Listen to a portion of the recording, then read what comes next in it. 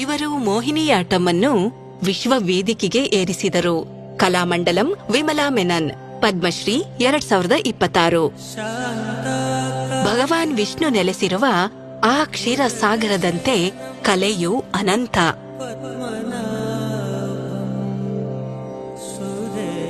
ಕಲಾವಿದರ ಕುಟುಂಬದಲ್ಲಿ ಜನಿಸಿದ ಗುರು ಕಲಾಮಂಡಲಂ ವಿಮಲಾ ಮೆನನ್ ಸಾಮಾಜಿಕ ಕಟ್ಟುಪಾಡು, ಮಹಿಳೆಯರು ನೃತ್ಯ ಮಾಡುವುದನ್ನು ನಿಷೇಧಿಸಿದ್ದ ಕಾಲದಲ್ಲಿ ಬೆಳೆದವರು. 10ನೇ ವಯಸ್ಸಿನಲ್ಲಿಯೇ ವಳ್ಳತ್ತೋಳ್ ನಾರಾಯಣ ಮೆನನ್ ಅವರನ್ನು ಭೇಟಿಯಾದರು. ಅವರು ಕೇರಳ ಕಲಾಮಂಡಲಂ ಸೇರಲು ಪ್ರೇರೇಪಿಸಿದರು. ಸಾಮಾಜಿಕ ಕಟ್ಟುಪಾಡುಗಳನ್ನು ದಾಟಿ ಅವರು ಕೇರಳ ಕಲಾಮಂಡಲಂನಲ್ಲಿ ತರಬೇತಿಯನ್ನು ಆರಂಭಿಸಿದರು. ಹೀಗೆ ನೃತ್ಯ ಕಲೆಯ ಮೇಲಿನ ಅವರ ಜೀವಮಾನದ ಪ್ರೀತಿ ಪ್ರಾರಂಭವಾಯಿತು. ಮೋಹಿನಿಯಾಟ್ಟಂ ಅವರ ಪ್ರಪಂಚವಾಗಿತ್ತು. ಆದರೆ ಅವರ ಪ್ರಯಾಣ ಮುಂದುವರಿಯಿತು. ಅವರು ಭರತನಾಟ್ಯದಲ್ಲಿ ತರಬೇತಿ ಪಡೆದರು, ಕುಚ್ಚುಪುಡಿ ಕಲಿತರು, ಜೊತೆಗೆ ಅದನ್ನು ಕೇರಳಕ್ಕೆ ಕೊಂಡೊಯ್ದರು.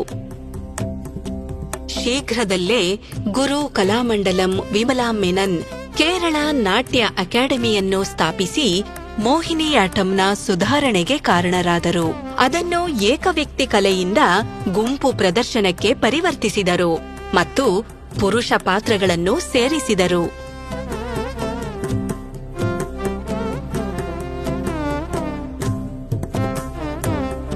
ಕುಟುಂಬದ ಬಲದಿಂದ ಈ ಪರಂಪರೆಯನ್ನು ಅವರ ಮಗಳು ಮತ್ತು ಮೊಮ್ಮಗಳು ಮುಂದುವರಿಸುತ್ತಿದ್ದಾರೆ.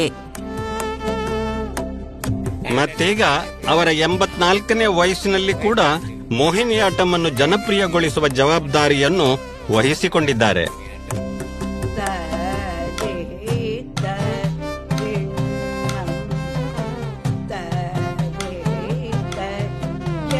ನಾನು ನಮ್ಮ ಪದ್ಮನಾಭ ದೇವರ ಬಗ್ಗೆ ನೃತ್ಯ ಸಂಯೋಜನೆಯನ್ನು ಮಾಡಿದಾಗ ಅದು ನನಗೆ ಅಪಾರವಾದ ಸಂತೋಷವನ್ನು ಮತ್ತು ಮನಸ್ಸು ತುಂಬಾ ತೃಪ್ತಿಯ ಜೊತೆಗೆ ಹೆಚ್ಚಿನ ಜನರ ಹೆಚ್ಚಿನ ಮನ್ನಣೆಯನ್ನು ನೀಡಿದೆ.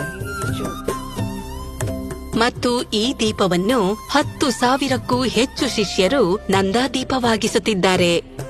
ಇಂದು ನಾವು ನೋಡುತ್ತಿರುವ ಮೋಹಿನಿಯಾಟ್ಟಂ ವೇಷಭೂಷಣಗಳು ಮತ್ತು ಅದರ ಆಭರಣಗಳನ್ನು ನನ್ನ ತಾಯಿಯಾದ ಕಲಾಮಂಡಲಂ ವಿಮಲಾ ಮೆನನ್ ವಿನ್ಯಾಸಗೊಳಿಸಿದ್ದು. ಅವರು ಮೋಹಿನಿಯಾಟ್ಟಂಗೆ ಕೇರಳದ ಸಾಂಪ್ರದಾಯಿಕ ವಾದ್ಯಗಳನ್ನು ಪರಿಚಯಿಸಿದರು. 7 ದಶಕಗಳಲ್ಲಿ ಅವರು ಕಲೆ ಮೋಹಿನಿ ಆಟಂ ಅನ್ನು ಪೋಷಿಸಿದ್ದಲ್ಲದೆ ಅದನ್ನು ಶಾಶ್ವತ ವೈಭವದ ಶಿಖರಕ್ಕೆ ಏರಿಸಿದ್ದಾರೆ. ಕಲಾಮಂಡಲಂ ವಿಮಲಾ ಮೆನನ್, ಪದ್ಮಶ್ರೀ 2026.